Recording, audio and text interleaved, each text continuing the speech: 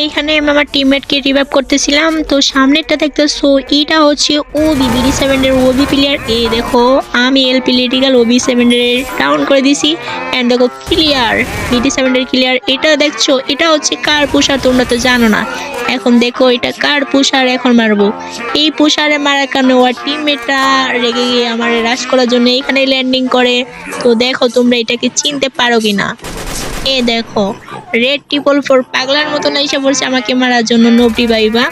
তো একটা ডজ এলো, এ দেখেন কি মাইটটা না মারছি। রেড 444 ডাউন, তোমাদের বিবেস্ট প্লেয়ার। এই যে লো লাস্ট এই ম্যাচের মধ্যে বলে দুইটা বিবেস্ট করছে, মানে বিপরীত পক্ষে না একই টিমে দুইটা বিবেস। এই যে একটা, এটা নাকি বিবেস। এই যে ডাউন, নেপালি বিবেস একটা ডাউন। আরেকটা কই, আরেকটা কই, দাঁড়া। ও ভাই আমার টিমমেট আরেকটা মেরে দিছে।